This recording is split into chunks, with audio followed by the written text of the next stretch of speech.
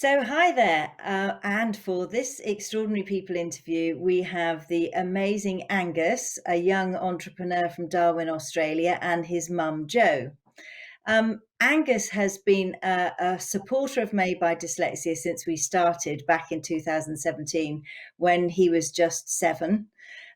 We've been in touch over that period of time, and we've seen Angus do some incredible things. He's won so many awards for his entrepreneurship. He's also met the Prime Minister of Australia several times, and he's always popping up on radio and TV in Darwin and even beyond Australia. So, thank you so much for joining us today. And just can we kick off, Angus, by just asking you, where did it all start?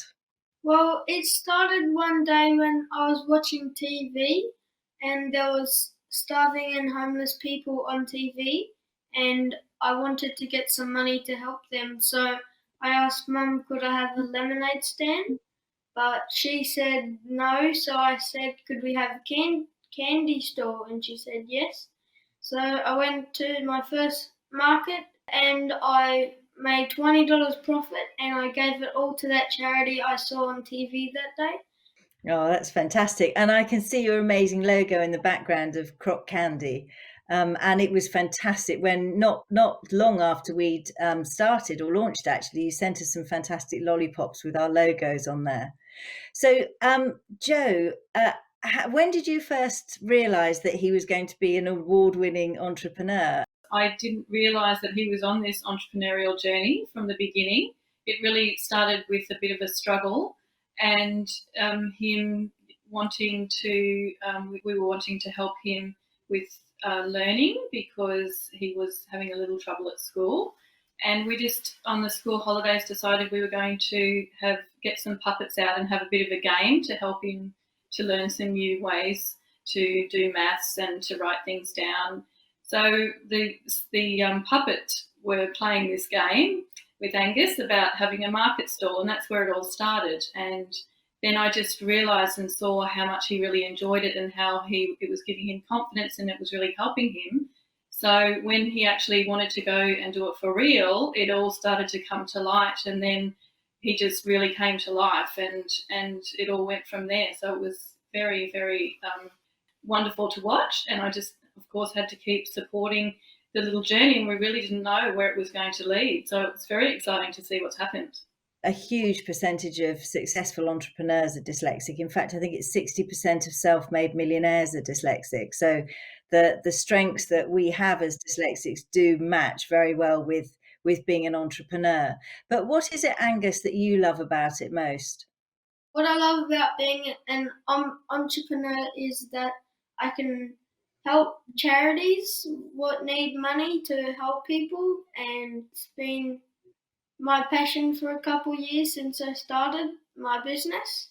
I think that's one of the most amazing things with entrepreneurs is so many of them really want to give something back and use their entrepreneurial skills or their business to do good. Hopefully, you've read the Extraordinary People book that we sent over, which looks at all of the different dyslexic thinking skills that kids have. I'd be really fascinated to know what yours are. I think I know what yours will be. Have you had a chance to have a look at it? Can you tell us what you think you are, which archetypes you are? The people one and the communicator one. Yeah, I thought that would probably be it. People person and storyteller as well, I would imagine you are, because that's the communicating one. If we can touch a little bit on school, I think you found out that you were dyslexic around the time of 7. What was it like at school then, and what's school like for you now? Well, school wasn't not my favourite thing to do because I'm not very good at it. But I try, but I've done something what I enjoy.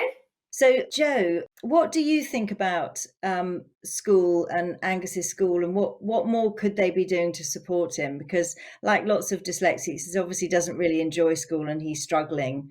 What could they be doing more, or what do you think they need to know more of? Well, it's a lot about awareness, and I feel that a lot of the teachers don't really understand a lot of how to identify a dyslexic student and how to then support them.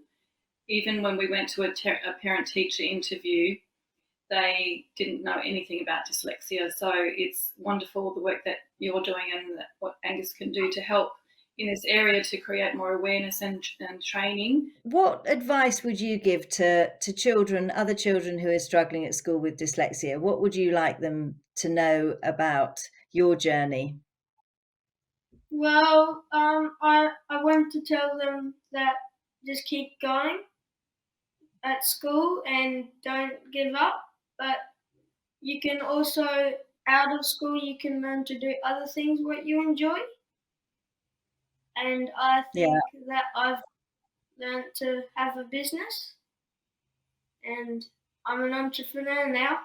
So we're really, really excited that you've become one of our young ambassadors and that you're going to be helping us to talk to the Prime Minister and to campaign and other things to really try and keep things moving in Australia. If you had one message for the Prime Minister, what would that be? That he can help because he's a really nice bloke, and I'm sure he will help with telling Australia about dyslexia and telling teachers that they need to do a bit more work with dyslexic kids. If there was one thing that you would like the world to know about dyslexia, what would that be? Well, I would like to tell the world that dyslexia is a superpower. It's not actually a bad thing in a way. You can do different strategies, and you always have a special superpower with dyslexia. From my point of view, I think that it's just that whole awareness, and I certainly didn't know anything about it. The first I knew was when we had a problem, and I think that if it had been picked up a bit earlier, then Angus wouldn't have gone through what he had, and he could have got that extra assistance. So it's something that we really need to get out there, but also that I can see how wonderful it is, and all of these things and creations and ways that he's thought, ways that he's solved problems are all because he's dyslexic, which is fantastic. So from when we first found out to now, we look at it totally differently, and I think that other people need to find that out as well. Yeah, I 100% agree with that. That's part of our main mission, is to redefine dyslexia so everybody understands the strengths. So I'd love to ask you, Jo, for other mums and dads who are watching this. Obviously, you've spent a lot of time helping Angus to find his strengths and to encourage him through all the things that he loves to do. What advice would you give to other parents who maybe just found out their child is dyslexic or are worrying about it? What would you like them to know as a parent of such a wonderful young man? I'd like to just say that it's not a worrying thing. It's a really good thing. And at the beginning, you go through all of those thought processes of the negatives. But I think it's just a great opportunity to then think of and look at your child and just see, what are they good at and what can you concentrate on and how you can support them. And sometimes it definitely goes against the grain of the norm or what other people think. And it's fine, but it's certainly been a journey that has been really, really rewarding, and it's really helped Angus, and I think a lot of parents can do the same. So Angus, what would your advice be to any children who are maybe worrying about their dyslexia and worrying about their future? I would find your passion, and I would keep trying and stay positive, and don't give up. Just keep going with it. And if you keep going, it really is a case that you can do anything, isn't it? It's just about believing in yourself, finding your strengths and keeping at it, just like you've shown with all of your amazing businesses. If you put your mind to something, you'll eventually get there. 100%. That's absolutely brilliant. So Angus, it's been absolutely fantastic chatting to you today. Really, really lovely to hear all about your business and all the incredible things that you've done and all the incredible charities that you've supported. And we have a really amazing guest who's going to be joining now to have a chat with you. I know it's somebody who is a huge hero of yours, and he's going to give you a one-to-one mentoring session. So please welcome Richard Branson. Hello. Hi, Hi, Angus. Richard. And hi, Angus's mum. Hello. Thank you so much. Congratulations on all you've achieved so far. You look even you're even younger than when I started out. So yeah, well done and congratulations.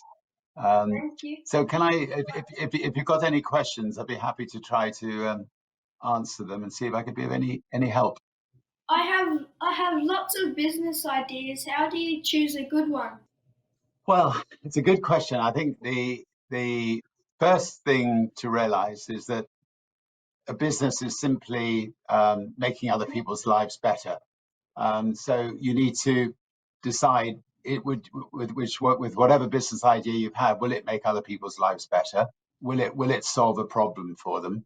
Will it be unique, and will it offer something new and exciting? So I think what you want to do is trust your instinct, which I'm sure you already do. But as you get older, you have more instinct based on experience. Don't be afraid to take risks. I mean, I have a nickname at the Virgin Group. My nickname is Dr. Yes. By saying yes to pretty well everything, it's taken me on some wonderful adventures. What's your experience like being dyslexic at school? It was very tough when I was at school. First of all, nobody had heard of the word dyslexia, so people just assumed that I was not very clever. But I think it's a lot better in schools today, especially that now they actually understand dyslexia. And in the real world, when I left school, dyslexia became a massive advantage for me. I think it helps me think creatively. It helps me see solutions where others saw problems. It made me realize that it's not a disadvantage. It's just a different way of thinking.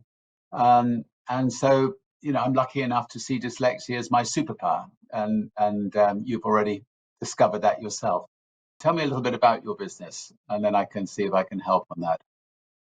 Well, I have a candy business, and I sell lollipops, and I sell rock candy, and I sell my candy to the territory chemist down in Darwin, and I have my own website for events and functions.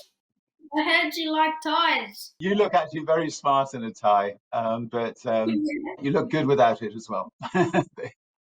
I've been experimenting with bush tucker flavours like lemon myrtle, kakadu plum, and green ants. There is no candy on the market with these flavours, and it would be great to put bush tucker in candy, but I'm scared if I go to the manufacturer, they're going to steal my idea. Do you have any advice? It's something worth being careful about. You can patent ideas, you can protect ideas, but that's quite complicated and quite expensive. My own instinct would be just go to the manufacturer and get it made. And if they steal your idea, you'll have the greatest public relations story ever. And I think just stay true to what you're doing, and great things will happen. And keep trying it. Just keep trying things. Sometimes you'll fall flat on your face, and sometimes you'll succeed. I'll tell you what, you're getting the best education ever, though. I mean, that just by whether you succeed financially or not, just by doing these things, you're learning so much. You're talking to lots of interesting people. You're learning all the time, and whatever you decide to do in life, by giving it a go, you're going to have an exceptional life. That's all I can say. And I do congratulate you both. Thank you very much for your time. Thank you so much. Really appreciate your time. Happy to see you. Cheers. Thank you so Yeah. much, Richard. So, Angus, how was that? I know that Richard is a huge hero of yours, and it must be really amazing. He gave you some great advice there. Did you enjoy that?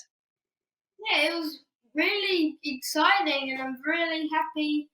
I want to thank you very much to letting me have this opportunity to talk to Richard. It made my dreams come true. You're welcome. You're absolutely welcome. And thank you so much for taking the time to speak to us today. If anybody wants to find out all about dyslexic thinking skills and extraordinary people and all the amazing talents that come with dyslexia, you can hop over to the website and you can find out lots more about extraordinary people and all the different dyslexic thinking archetypes and skills you have, just like we've talked about with Angus today. And thank you so much for listening. Thank you.